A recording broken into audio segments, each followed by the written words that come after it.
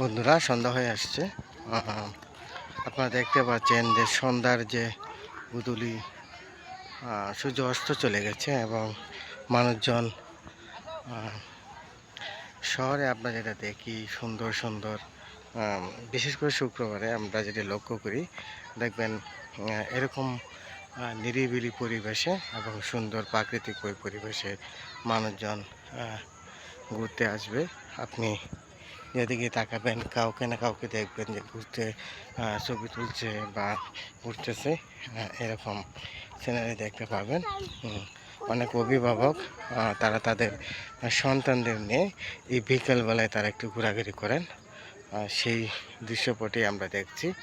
এবং সন্ধ্যার যে একটা দৃশ্য, প্রকৃতি যখন তার দিন শেষে যখন সে রাতের দিকে এগিয়ে যায়, অগ্রসর হয়, যখন রাত নেমে আসে, সন্ধ্যা নেমে আসে, তখন যে একটা সৌন্দর্য, সেই সৌন্দর্যই কিন্তু আমরা উপলব্ধি করছি।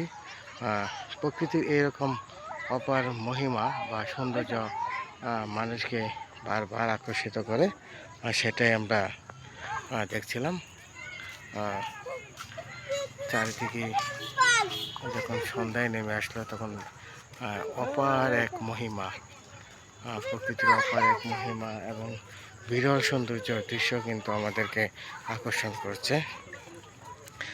মানুষজন তারা তাদের আশ্রয়স্থলে বা বাসায় গৃহে ফিরে যাচ্ছেন, এবং বাচ্চারা এখনও সন্ধ্যা হয়ে আসছে, এখনও তারা সেই তাদের খেলাধুলায় নিয়ে ব্যস্ত।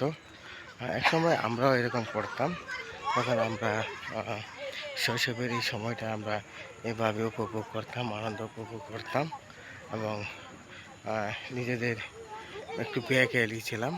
কখনো এরকম মনে হতো না যে সন্ধ্যা নেমে আসছে, বাসায় যেতে হবে, এরকম পেয়ে খেলেছিলাম আমরা।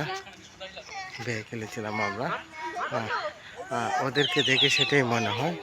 এবং আপনারা দেখছেন অনেকেই ছবি নিচ্ছে, ফটো নিচ্ছে বা সেলফি টাইম কাটাচ্ছে।